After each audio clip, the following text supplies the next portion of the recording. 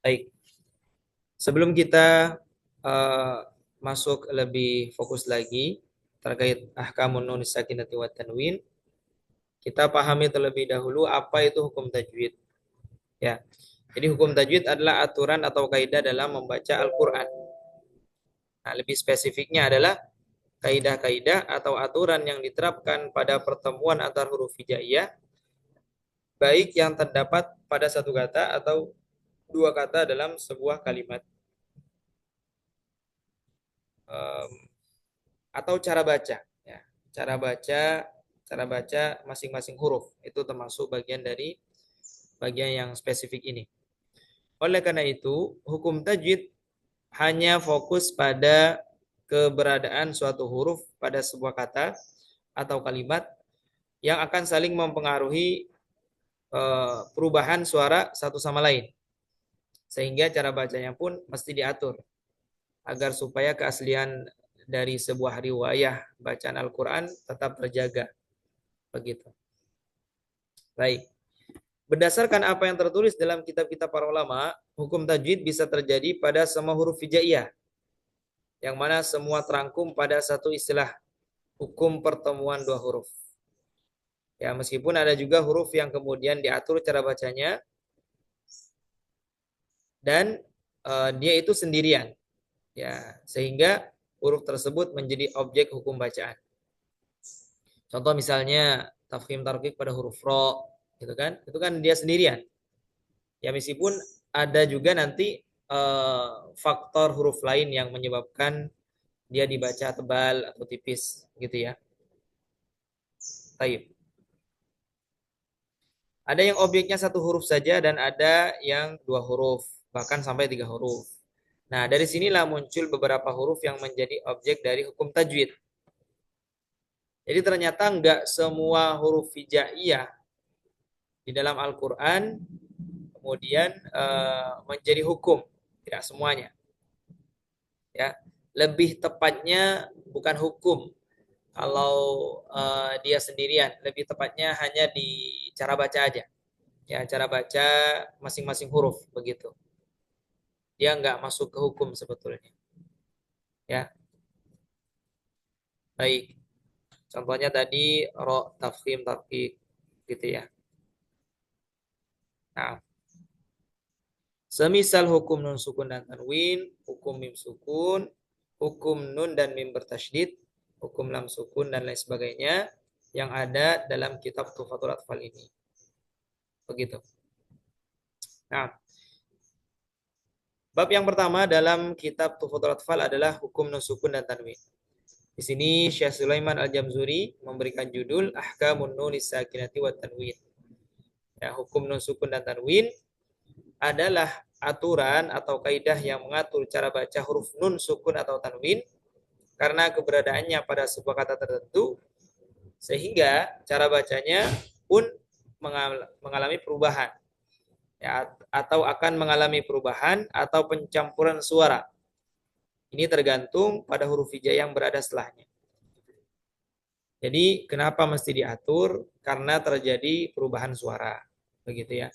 Perubahan cara baca.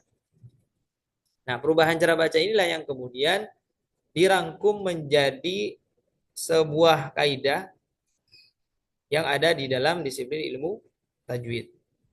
Begitu. Nah, catatan penting yang mesti kita ketahui yang pertama adalah bahwasanya huruf hijaiyah itu ada yang tebal, ada juga yang tipis. Sehingga apabila berada pada sebuah kata, maka satu sama lain akan saling mempengaruhi. Nah, ini di luar konteks ya pertemuan dua huruf secara umum tadi ya. Ini dilihat dari segi tebal tipisnya. Oleh karenanya, kita mesti memperhatikan selalu kondisi masing-masing huruf agar supaya tidak keliru dalam menunaikan sifat masing-masing huruf. Contoh misalnya, kata ihdina dengan as-sirata. Itu huruf tipis bertemu huruf tebal. Maka jangan sampai ketika kita membaca pertemuan dua huruf ini, nun dengan sod, jangan sampai dicampur. Jangan sampai mempengaruhi satu sama lain. Ya, dalam artian nun tetap dibaca sesuai makhrajnya, dia tipis, ya sod tebal. Ya, ihdinas sirata.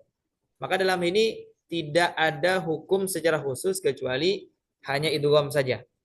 Jadi nun masuk ke sod. Dia tidak ada hukum lain. Ya, nun tetap harus dibaca tipis, sodnya harus tetap dibaca tebal. Begitu. Yang kedua, perbedaan penentuan makhraj ini akan mempengaruhi hukum yang akan muncul.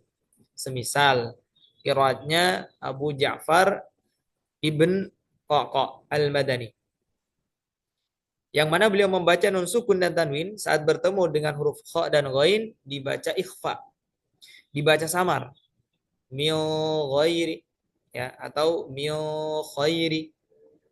Sedangkan qiraat yang lain membacanya dengan izhar. Begitu. Kenapa kok bisa demikian?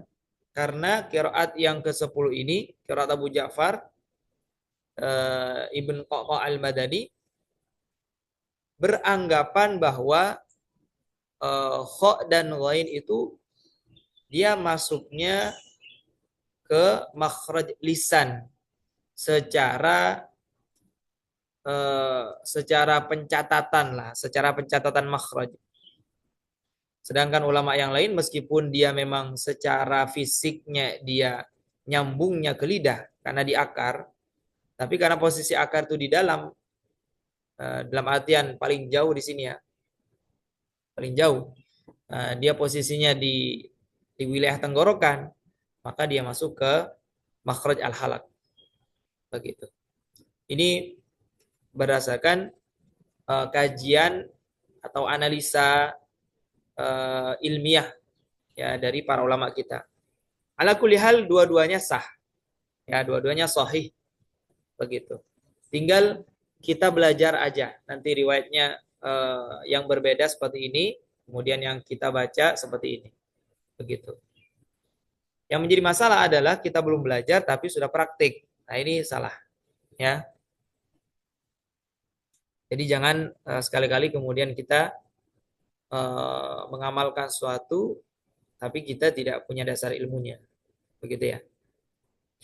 Nah, kemudian yang ketiga, perubahan suara yang dihasilkan dari pertemuan huruf hijaiyah ada yang bisa diterima, ada juga yang tidak bisa diterima. Ada yang legal, ada yang ilegal. Begitu. Contoh yang legal, ya'mal. Ini boleh, ya. Kaidah idgham ya masuk ke apa namanya? Ke kata ya'mal. Kaidah idgham biguna, ya. Adapun ad-dunya ini tidak masuk. Ya, tidak apa namanya? Ya, dia itu ilegal gitu, nggak bisa kita membacanya ad-dunya, nggak bisa, ya, ad-dunya gitu ya. Jadi sekali lagi perubahan suara yang dihasilkan dari pertemuan dua huruf ada yang diterima, ada yang tidak. Nah, oleh karena itu kita mesti tahu ya bahwa bacaan Al-Qur'an yang kita praktikkan itu memang murni riwayah. Ya, memang murni riwayah. Adapun teori yang telah dituliskan oleh para ulama itu adalah hasil dari riwayah. Jangan sampai terbalik nih. Ada orang yang memahami ilmu tajwid teorinya begini-begini. Ketika bertemu dengan kasus bacaan yang berbeda, riwayah yang berbeda, kemudian dia menyalahkan riwayah. Nah, ini tidak tepat. Ya, tidak tepat. Gitu ya. Nah, untuk praktik mungkin kita nanti akan apa namanya masuk di pertemuan berikutnya ya. Karena hari ini kita baru bahas awal-awal, jadi praktik tidak kita laksanakan. Gitu. Baik. Ada pertanyaan nggak kira-kira sebelum kita lanjut? Tidak ada?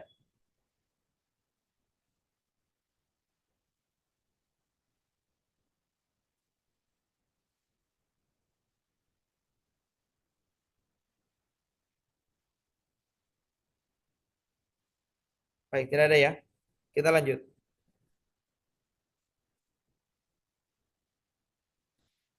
Masuk pada definisi nun sukun. Definisi nun sukun. Begitu. Nah, nun sukun adalah huruf nun yang tidak berharokat. Kalau di dalam bahasa para ulama, nun yang kosong dari harokat. Maksudnya nun yang tidak berharokat. Maksudnya itu. Nah, nun sukun bisa terucap saat wasal ataupun waqaf. Nun sukun juga bisa tertulis secara rosam dan keberadaannya bisa di tengah atau di akhir kata. Serta bisa terdapat pada isim, fi'il ataupun huruf. Nah, ini nun sukun. Adapun penyebutan istilah nun sukun sempat menjadi perbincangan hangat di antara guru kami ini. Ya, persoalannya apa? Istilah ilmiah dari kata nun sukun. Apakah nun sukun atau nun sakinah? Begitu. Kenapa? Karena memang kalau kita lihat dari perspektif bahasa Arab, yang tepat adalah nun sakinah. Begitu. Bukan nun sukun. Ya. Nah, kenapa kok bisa dikatakan nun sakinah? Karena semua nama dalam huruf hijaiyah yaitu sifatnya adalah atau gendernya itu muannats. Ya, gendernya muannats. Begitu. Maka sifat yang menyertai dari apa namanya? Dari nama ini ya, dari nama huruf hijaiyah dia mesti ada tak marbutoh. Nunus sakinah. Nunun sakinatun. Begitu, bukan nunun sakin, bukan nunun sakin, tapi nunun sakinatun. Begitu. Nah, akan tetapi ini ada apa namanya? Ada pembandingnya, pembanding dari istilah nunun sakinah tadi. Ada pembanding bahwasanya istilah nun mati atau nun sukun ini tidak masalah, ya. Kenapa? Karena ini sudah sesuai dengan urf, sudah sesuai dengan apa namanya kebiasaan di dalam masyarakat Indonesia ini, begitu. Jadi mengatakan nun sukun, nun mati tidak apa-apa, gitu ya, bukan kesalahan fatal. Nah, justru hal tersebut memang sudah sesuai dan diakui sebagai bahasa resmi dalam Kamus Besar Bahasa Indonesia. Jadi sah aja kita mengatakan nun sakinah, nun sukun, nun mati, gitu ya. Silakan, gitu ya. Baik, kemudian yang kedua, pengertian tanwin. Apa itu tanwin? Tanwin adalah nun sukun tambahan yang secara umum dia itu berada pada isim. Tertulis di bagian akhir sebuah kata dan hanya bisa dibaca pada saat menyambungkan bacaan. Begitu. Adapun yang dimaksud nun sukun tambahan adalah bahwa secara pelafalan tanwin itu ada. Secara pelafalan ada. Ya, ada suara nun sukunnya. Namun umumnya secara fisik tidak ditulis. Begitu. Dan justru dia ditulis dengan bentuk lain atau tanda, yakni harokat ganda. Jadi tanda tanwin pada zaman Nabi Shallallahu Alaihi Wasallam belum ada. Ya, tanwin baru dirumuskan oleh Al-Imam Khalil bin Ahmad Al-Farahidi. Begitu. Jadi ketika Abul Aswad Ad-Du'ali merumuskan titik ya di huruf-huruf hijaiyah, kemudian harokat, ya harokat asli yang fathah kasrah dhamma disempurnakanlah oleh Imam Khalil bin Ahmad Al-Farahidi. Ya ada tanwin, ada kemudian sukun, ada tasydid, begitu ya. Oleh karena itu untuk memudahkan pelafalan, maka tanwin dilambangkan dengan double harokat yang hari ini kita kenal dengan istilah fathatain, dhammatain, dan kasratain. Nah, di tiga apa namanya? Di tiga harokat ganda ini mengandung suara nun sukun. Nah, itulah yang disebut dengan nun sakinah zaidah, nun sukun tambahan. Gitu ya. Nah, catatannya di sini. Di dalam Al-Qur'an ada juga fi'il dan huruf yang ditulis dengan menggunakan tanwin, bukan nun sukun. Tadi kan dikatakan secara umum memang adanya di isim, di fi'il huruf nggak ada.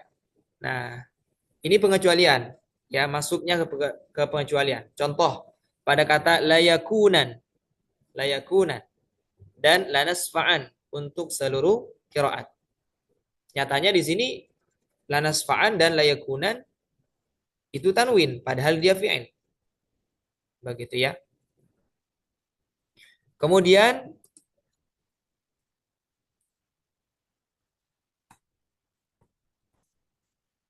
kata kata nadhaban khusus riwayat Ruwais Sya'at Waqaf.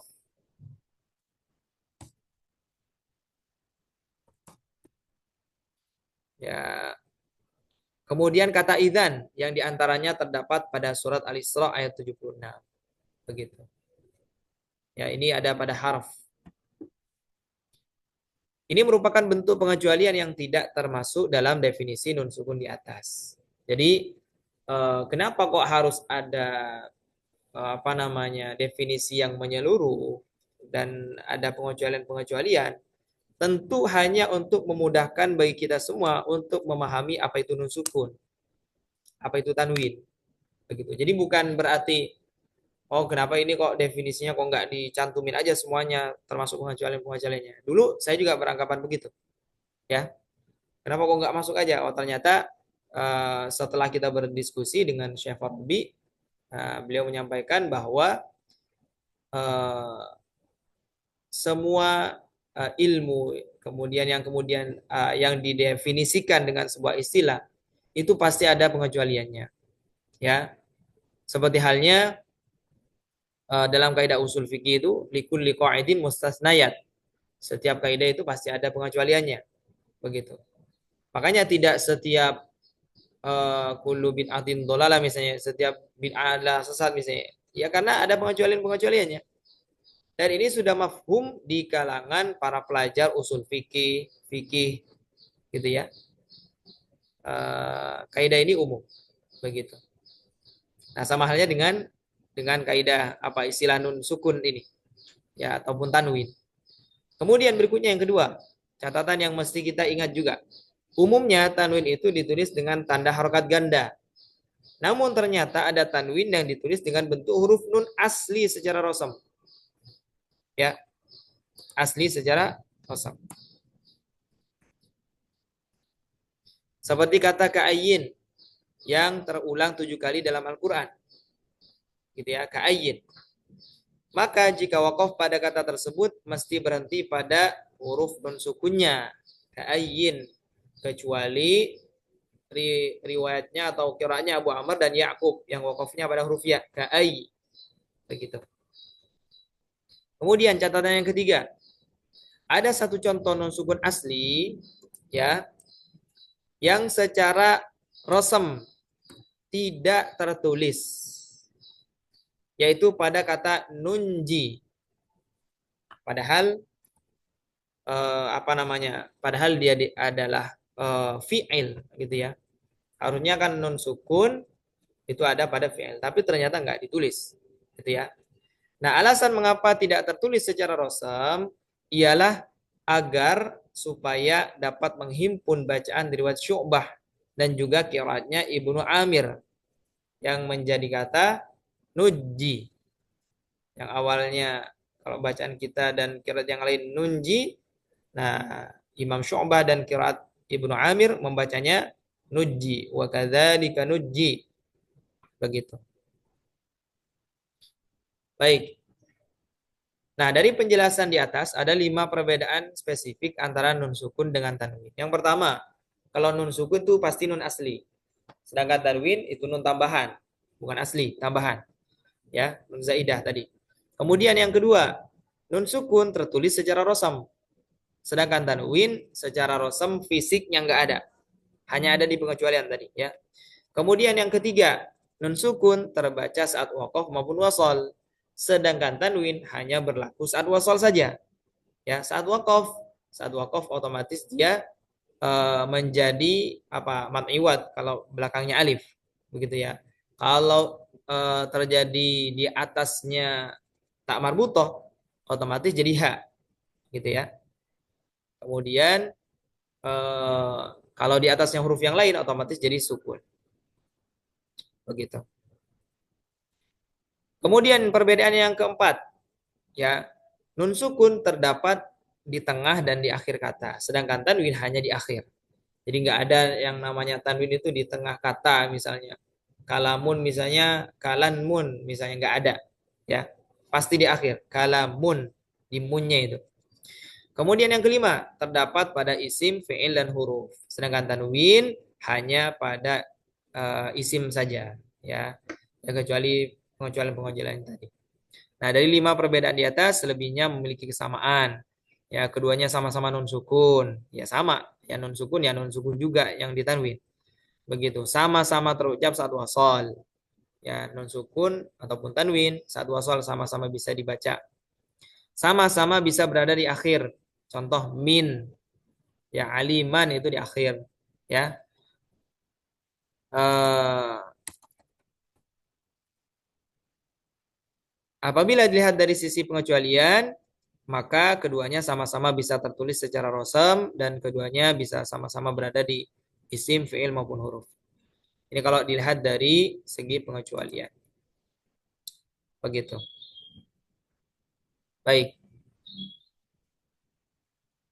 Kita masuk pada pembagian hukum nun sukun dan tanwin. Syekh Sulaiman Al-Jamzuri rahimahullahu taala nafa'ana Allah bi'ulumihi fid dharain amin. Beliau mengatakan linuni in taskun walid tanwini arba'u ahkamin fakhudh tabyini. Bagi nun apabila sukun dan juga bagi tanwin arba'u ahkamin ada 4 hukum. Fakhudh tabyini, ambillah penjelasanku kata beliau. Jadi pada bait yang ke-6 ini maksud sang muallif adalah apabila ada huruf nun sukun atau tanwin bertemu dengan huruf hijaiyah selain alif, ya ini dikecualikan alif, selain alif, maka hukum bacaannya terbagi menjadi 4. Ada izhar, kemudian ada idgham, ada iqlab atau qalab, ada ikhfa. Begitu. Kemudian perlu diketahui bahwa 4 hukum tersebut merupakan bagian dari salah satu sifat aridah. Jadi sifat huruf hijaiyah yang terkadang ada, terkadang tidak ada. Begitu ya. Kondisi huruf hijaiyah yang terkadang ada juga terkadang tidak ada. Nah, oleh karena itu, nun sukun atau tanwin saat berada pada sebuah kata atau kalimat memiliki 4 kondisi yang berbeda-beda, 4 hukum yang berbeda. Ya, artinya suara nun sukun atau tanwin bisa mengalami 4 perubahan suara atau cara baca pada kondisi yang berbeda-beda tergantung huruf hijaiyah yang berada setelahnya itu apa. Gitu ya. Baik.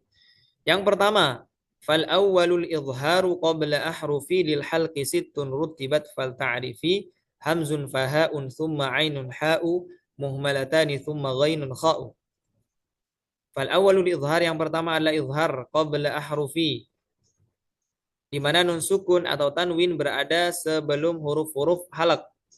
Lil halqi sittun yang berjumlah 6 rutibat tersusun. Fal ta'rifi maka ketahuilah. Hamzun fahaun yaitu hamzah ha, ain ha, kemudian muhmalatani dua huruf yang tidak bertitik ya. Ain dan ha ini dua huruf yang tidak bertitik. Tsumma ghainun kha'u dan ghain kha. Baik. Jadi hukum nun sukun dan tanwin yang pertama ialah izhar, yang mana ia dibaca izhar apabila nun sukun atau tanwin berada sebelum huruf-huruf halaq yang berjumlah 6 yang disusun pada bait berikutnya.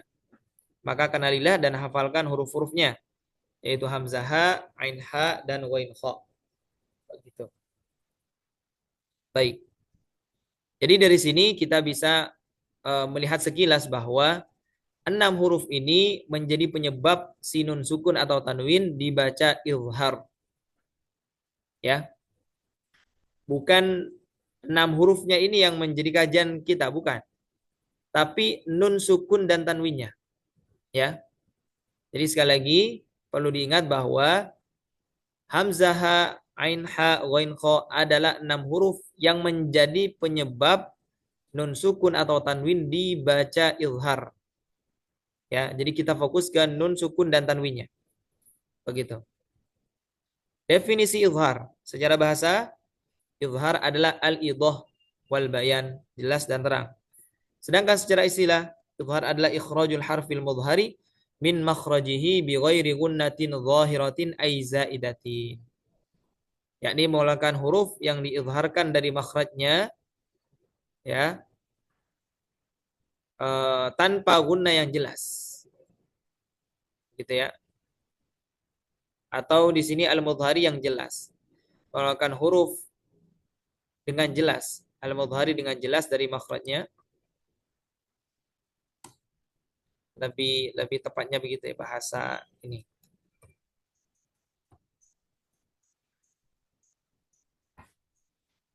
Mengeluarkan huruf dengan jelas dari makhrajnya tanpa gunnah,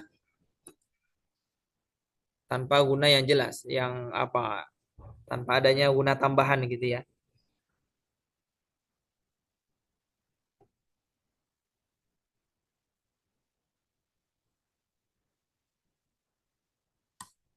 Bisa diartikan apa ini? Yang tanpa tanpa apa? Tanpa guna yang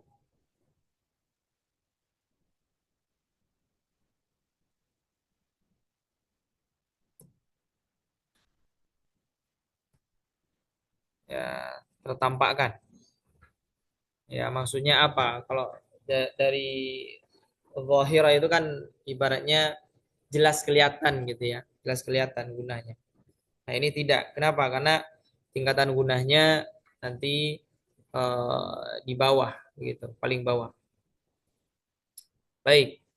Maksudnya, bila ada huruf nun sukun atau tanwin bertemu dengan huruf halqi yang berjumlah 6, maka cara membacanya adalah dengan jelas, tepat makhrajnya, sempurna sifatnya. Sama halnya ketika ia diucapkan saat sendirian tanpa adanya pengurangan atau tambahan suara gunnah. Gitu. Adapun alasan suatu kata dibaca izhar ialah karena makhrajnya yang saling berjauhan, yaitu makhrajnya huruf nun dengan huruf-huruf halqi. Jadi nun sukun itu kan di ujung lidah. Yang namanya halq itu kan di tenggorokan. Jauh. Ya, jaraknya saling berjauhan.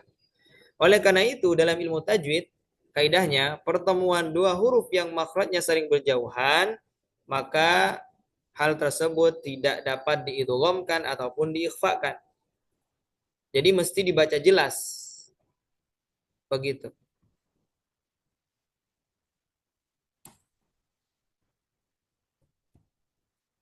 Ya. Jadi nun sukun atau tanwin dalam kondisi ini ialah sangat prima, sangat ideal. Kenapa? Karena kedua makhrajnya sama-sama aktif. Makhraj nun yang di ujung lidah, makhraj nun yang di hidung sama-sama aktif. Nah, konklusinya perhatikan contoh bacanya an'amta. Ujung lidah kita menempel an. Kemudian rongga hidungnya juga aktif. An'amta. An'amta. Begitu.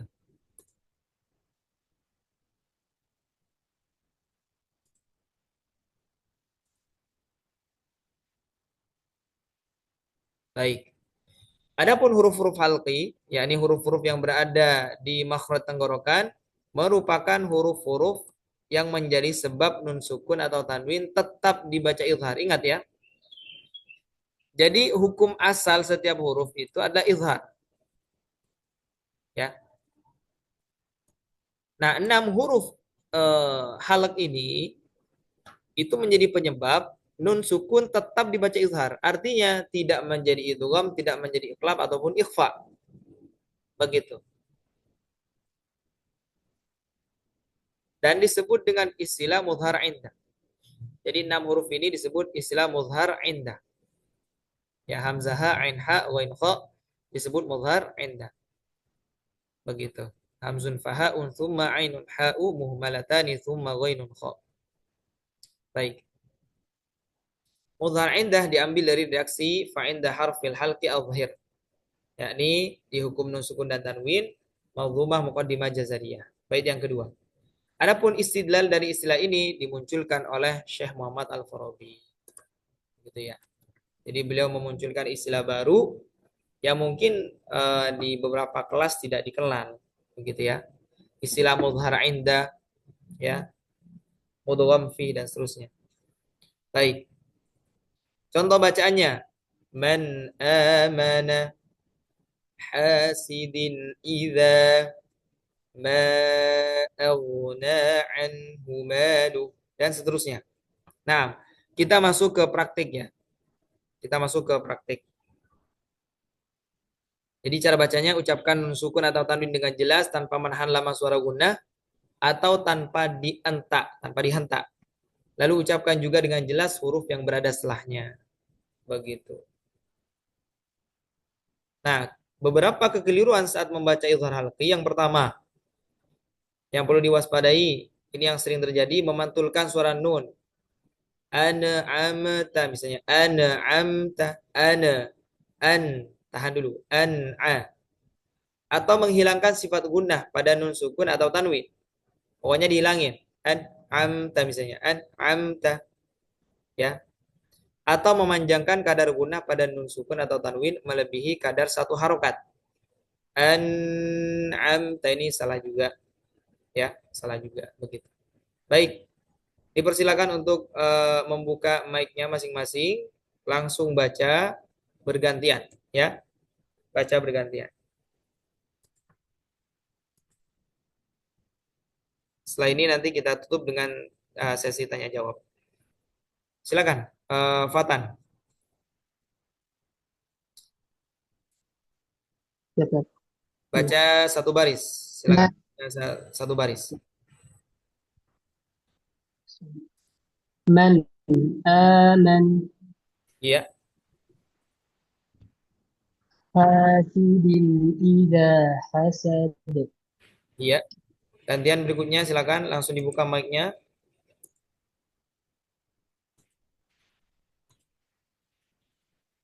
Ibu Nuraini boleh silakan. Atau Ya, Ustaz Taufik ya, Ustaz. silakan. Ya, yang hak ya. Saya, Ustaz. Ya, silakan Bu Nuraini.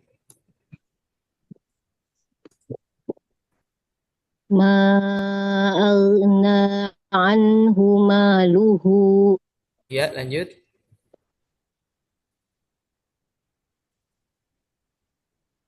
Ju- Juruf, tar dulu. Jurufin haru. Ya, Apa itu? berikutnya silakan Taufik.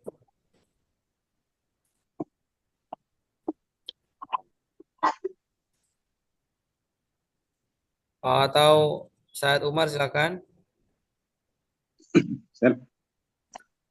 أنعمت Ya, Hah? سميع عليم. ya. Lanjut berikutnya Ada Ustaz. eh Sada Nurul silakan. Fasalli li rabbika wanhar.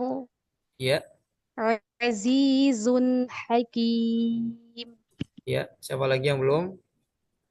Pak Dani silakan. Yang Wain, yang Wain. Yang saya kurang ini Silakan. Yang min ghairi. min min ghairi Ya, bukan Harun ya ajrun ajrun ghairu mamnun. oke, bagus. Ustaz Taufik, tafadhol. Yang bertemu khot. طيب. وآمنهم من خوف Oke, bagus. ذرة خيرا يره. Ya, berikutnya Ustaz Amalia silakan. Balik lagi ke atas. Oh, ke atas. Wa amanahum ya enggak, Ustaz? Udah tadi, udah. Oh, udah. Man amana Ya, lanjut. hasidin idza hasad. Oke. Ibu Iin silakan. Yang hak.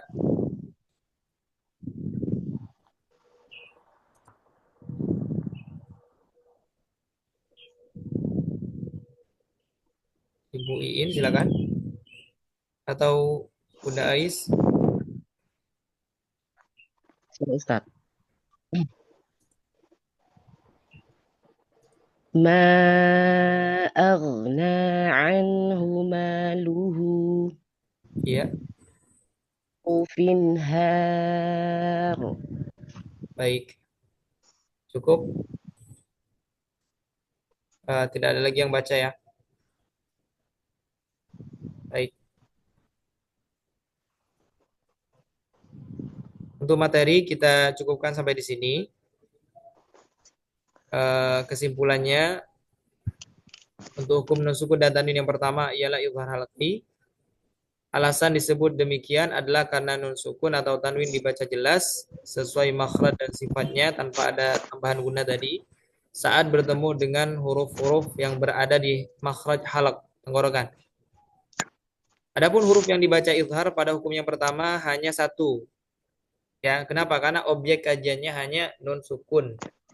Begitu, nun sukun atau tanwin. Jadi yang dibaca izhar itu hanya nun. Ya. Dalam artian kajian kita di bab 1 ini yang dibaca izhar ya hanya nunnya. Begitu. Ini secara khusus ya. Kalau secara umum ya semuanya dibaca izhar. Begitu. Nun sukunnya izhar, yang 6 hurufnya juga izhar semua. Baik, sebab secara khusus izhar yang dibahas pada bab ini adalah tentang perubahan suara huruf nun, bukan kondisi huruf yang berada setelahnya. Kalau kondisi huruf setelahnya itu sudah jelas izhar, begitu. Kembali ke hukum asal setiap huruf tadi, izhar. Karena huruf yang berada setelahnya sudah pasti wajib dibaca dengan jelas, apapun huruf sebelumnya. Ya, karena kondisi asal pengucapan setiap huruf hijaiyah adalah izhar. Yang terakhir, sebab yang menjadikan nun sukun atau tanwin tetap dibaca izhar ialah keberadaan huruf-huruf halqi yang disilakan dengan mudhar indah. Ini penutup dari pertemuan pagi hari ini. Insya Allah kita cukupkan. Sebelum ditutup barangkali ada pertanyaan, dipersilakan. Kalau tidak ada kita langsung dokumentasi. Izin tanya Ustadz. Ya, silakan. Jadi di hukum nun sukun dan tanwin yang pertama ini kan dia izhar. Jadi di sini pada saat kita membaca menyebutkan apabila nun sukun atau tanwin huruf-huruf yang 6 setelahnya ya yang mudhar indah itu, apakah kita menyebutnya cukup dengan izhar saja atau izhar halqi? Karena kalau dengan izhar saja di khusus hukum nun sukun dan tanwin ini ya Ustadz ya. Karena kalau kita menyebutnya izhar saja, karena di izhar ada izhar syafawi juga tuh. Kan ada izhar halqi, ada izhar syafawi. Nah, apakah kita di hukum nun sukun dan tanwin ini kita cukup menyebutnya dengan izhar saja atau izhar halqi, Ustadz? Iya, tentu yang lebih tepat itu izhar halqi. Karena kan yang dibahas hukum di nun sukun ya, hukum di nun sukun. Begitu. Jadi paling tepat menyebutnya izhar halqi. Begitu. Adapun penjelasan di awal tadi itu ibaratnya kerangka teori. Ya, kerangka teori yang saya susun. Begitu. Baik. Wal awwalul izharu qabla ahrufi. Hukum yang pertama adalah izhar. Nah, nanti kan ada penjelasannya. Izhar apa ini? Izhar halqi. Itu kerangka teori. Baik. Syukran Ustaz. Afwan.